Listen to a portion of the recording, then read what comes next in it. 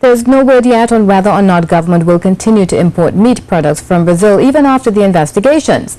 Earlier this week, it was announced by the Agriculture Ministry that Trinidad and Tobago had banned all imports from Brazil after it was reported that the country had been exporting rotten meats in products like corned beef, chicken nuggets and chicken patties. On Thursday, the Ministry of Health issued a recall at all retail and wholesale outlets to ensure that the sale and distribution of the products were discontinued immediately. More from Mahalia Joseph. Minister of Agriculture, Land and Fisheries Clarence Rambarat told CNews that investigations are continuing in 18 of the 21 plants first identified to be using rotten meat to produce meat products.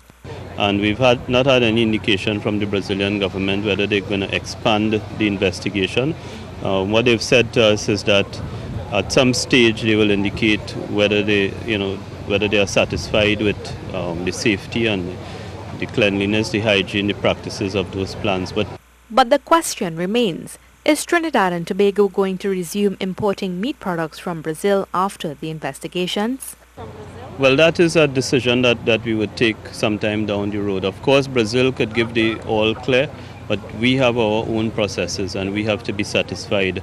And I don't see it happening very soon. I think it's a lot of things are still unfolding in Brazil. I know the Brazilian government is trying to provide assurances around the world, but we have to protect our consumer in Trinidad and Tobago.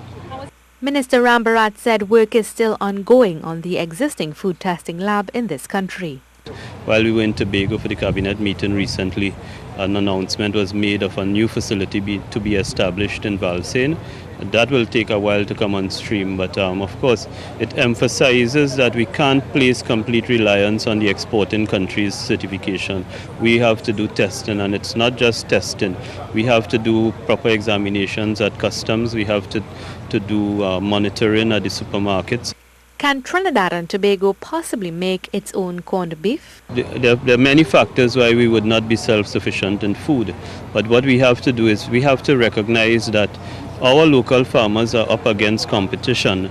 You're up against imports that may be either heavily subsidized or produced in a way that does not meet food safety standards. And when it's here, or sometimes it gets dumped. So far, there have been no reports of persons falling ill after eating any of the meat products imported from Brazil. Mahalia Joseph, CNews.